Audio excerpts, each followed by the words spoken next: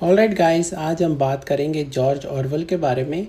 और ये यूँ समझ लें 20th सेंचुरी की सबसे पावरफुल वॉइसेस में से टॉप 10 में लाजमी रैंक होते हैं, क्योंकि इनकी जो राइटिंग है उनका बड़ा इन्फ्लुएंस रहा है।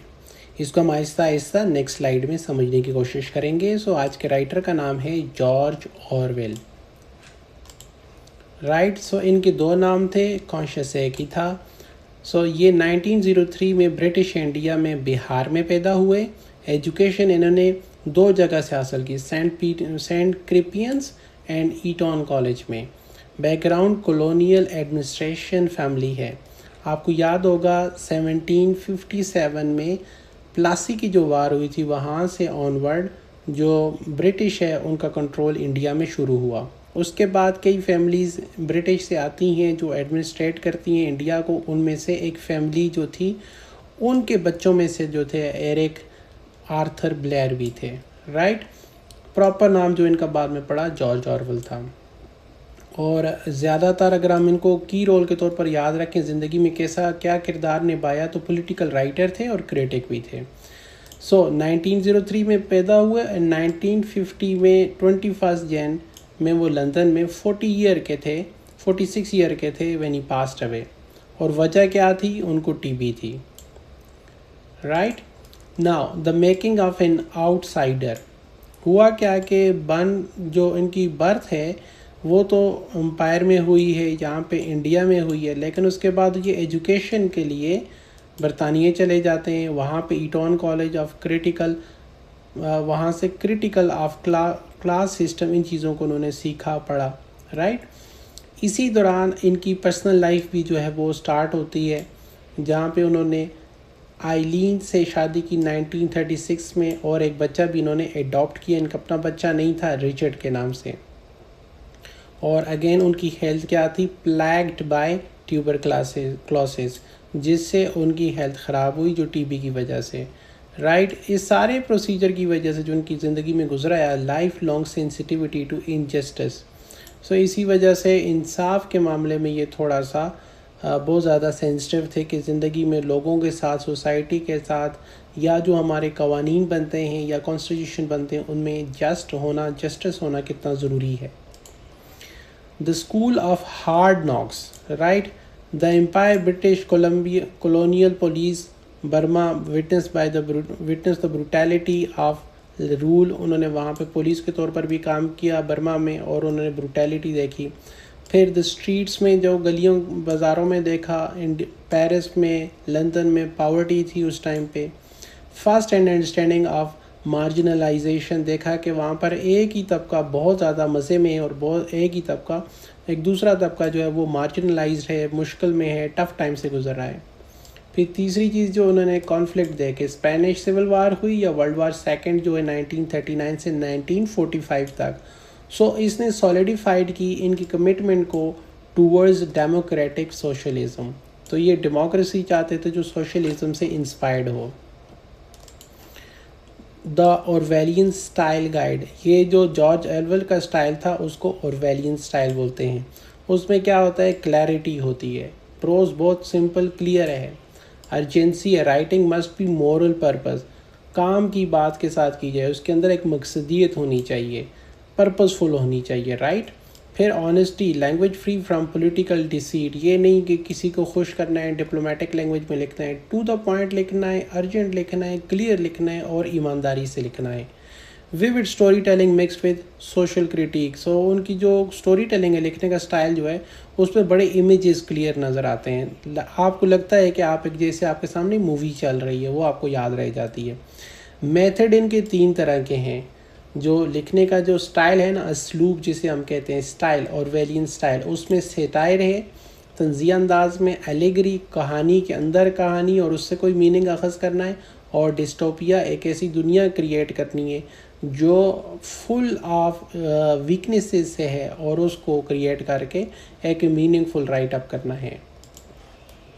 लेगेसी उनकी जो प्रिंट में है, मतलब उन्होंने कौन कौन सी किताबें लिखी हैं। 1933 में down and out in Paris and London, ये एक बुक लिखी इन्होंने। 1934 में बर्मीज डेज लिखे। 1937 में the road to Wigan Pier, right, यहाँ तक तो हो गया था इनका काम, लेकिन 1945 में इन्होंने एक ऐसा काम लिखा जिसने इनको बहुत ज़्यादा फेमस किया, जिसका नाम है एनिमल फार्म। और 1949 में ये टॉप 10 क्लासिक्स, मतलब लास्ट 100 ईयर्स में सबसे बेहतरीन अगर 10 काम लिखेंगे उनमें से एक ये है। 1984 ये बुक का नाम है। अब आते हैं reality checks, the early works. जो इनके शुरू के काम है ना, डाउन एंड आउट, वो आ गए जी। इमर्सिव है, सेमी ऑटोबायोग्राफिकल है, account of poverty and life of the on the margins. वही पेरिस और लंदन में उन्होंने देखा कि गरीब लोग कैसी ज़िंदगी गुजार रहे हैं। बर्मीज डेज जो है ना, उसकी अगर हम बुक को देखें तो उसमें क्रिटिक है British colonial rule and through narrative realism. तो वही है कि वहाँ पर उन्होंने क्या जुल्म सितम किए ब्रिटिश ने। और एक जैसे कोई बयान कर रहे, मैं वहाँ पे गया, वहाँ पे बारिश लगी हुई थी, वो भूखा था, खाना नहीं था। सो एक नरेट करने का स्टाइल है, लेकिन रियलिस्टिक है, तुर्श है, हार्श है, लेकिन उसको इन्होंने इस स्टाइल में लिखा है बर्मीज डेज में। अगर हम उनके वाइगन पायर के बारे में बात करें तो रिपोर्टेज है, ये रिपोर्टिंग स्टाइल में है और सोशल कमेंट्री भी है, with the exposure of industrial poverty. तो वही है कि इंडस्ट्रियल पावर्टी है, उसको भी इन्होंने साथ साथ लिखा है, अपनी इस किताब में जिक्र किया है। अब आते हैं इनके जो पहला फेमस मोस्ट नोन वर्क्स में से है, वो है Animal Farm, which was published in 1945। Theme इसका पॉलिटिकल एलिगरी है, मतलब वो इस सियासत के बारे में इन्होंने लिखा है, टोटलिटेरियनिज्म एंड इंटेलिजेंसिया, राइट। सो इन दो चीज़ों पे इन्होंने फोकस करने की कोशिश की है। मैकेनिज्म क्या है कि हाउ प्रोपेगेंडा रिप्लेसेस ट्रूथ। जो मनफी बातें हैं उनको आप कैसे लोगों में फैला कर अपनी मर्ज़ी की बातें करके आप सच को छुपाते हो। ऑल एनिमल्स आर इक्वल, सारे जानवर बराबर हैं, but some animals are more equal than others, मगर कुछ जानवर ऐसे हैं जो ज़्यादा बराबर हैं बाकियों की बनिस्बत। अब ये देखें, इसको इन्होंने पॉलिटिकल सेटायर के तौर पर यूज़ किया है कि इंसान बराबर हैं एनिमल्स के साथ लिंक करके, लेकिन कुछ हैं वो ज़्यादा बराबर हैं। मतलब वो बताने का ये है कि जस्टिस के मामले में कुछ लोगों को ज़्यादा राइट्स मिले हुए हैं। 1984 ये इनकी मतलब टॉप 10 क्लासिक्स में आती है वर्ल्ड की। 1949 में पब्लिश हुई थी। इसमें ज़्यादा जो कोर कंसर्न है ना प्राइवेसी का है। उसमें बार बार आपको ये बताया कि जाएगा कि the big brother is watching you. Censorship करना, जैसे टीवी पे, मीडिया पे, आपके कॉपीराइट्स पे, सारा कुछ ठीक है, आपको लिखने ना देना, पैमरा को होना, कंट्रोल करना, बोर्ड्स होना, मूवीज़ पे हो, राइटिंग पे हो, कुछ भी, प्राइवेसी और सेंसरशिप, इन चीज़ों पे इन्होंने बहुत ज़्यादा किया है।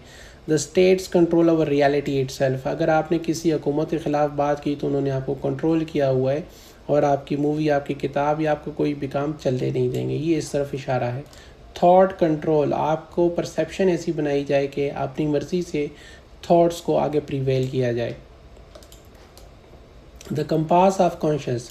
सो इनका देखा जाए ट्रूथ वर्सेस प्रोपेगेंडा, एक इस पे बात करते हैं। Authoritarianism, human rights and class struggle. वही जैसे down and about, London Paris में उन्होंने बताया कि किस तरह गरीब तबका मुश्किल से गुजरता है। ह्यूमन राइट्स जैसे उन्होंने बर्मा में देखा, ठीक है। ट्रूथ वर्सेस प्रोपेगेंडा, कैसे लोग 1984 में या एनिमल फार्म में झूठ बोल कर प्रोपेगेंडा करते हैं। अथॉरिटेरियनिज्म, ये भी उसी तरह 1984 में भी है कि एक बंदा मुतलकुल अनान हो जाता है, पूरी दुनिया, पूरे अपने कंट्री पे, स्टेट पे कब्ज़ा कर लेता है और पावर का एब्यूज़ करता है।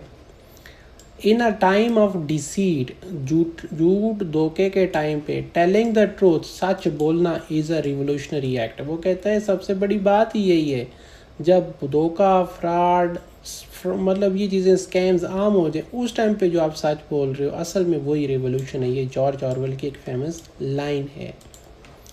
Why George Orwell matters today. 4 वजह हैं। एक तो फ्रीडम के बारे में जिन्होंने बातें की, बहुत इंपॉर्टेंट है। दूसरा, define social responsibility in literature, कि आपने कुछ लिखा है तो वो आपकी ज़िम्मेदारी भी है, उस पर आपने फिर खड़ा भी रहना है, इस वजह से सोच समझ के लिखना।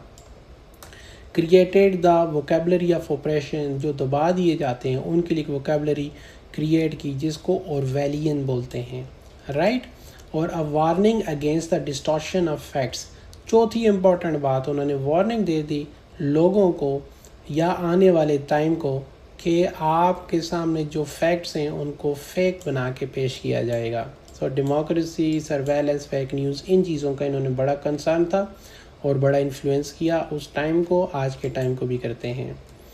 अगर हम लास्ट स्लाइड में देखें, थोड़ा सा रिवीजन ले लें जॉर्ज ऑरवेल का, तो ये बंदा जो है एज अ मैन इसको देखें तो 1903 से 1915 इंडिया लंदन में died, colonial police veteran, right. Books के बारे में बात करें, एनिमल फार्म 1984, वाइगन फायर। स्टाइल के बारे में बात करें तो क्लैरिटी थी, सिंप्लिसिटी थी, पॉलिटिकल पर्पस था, झूठ नहीं था। थीम्स की बात करें तो प्रोपेगेंडा, ठीक है, इन चीज़ों पे बात करना, सर्वेलेंस आपको हर वक्त देखा जा रहा है, और क्लास सिस्टम और ट्रूथ के बारे में बात करते हैं।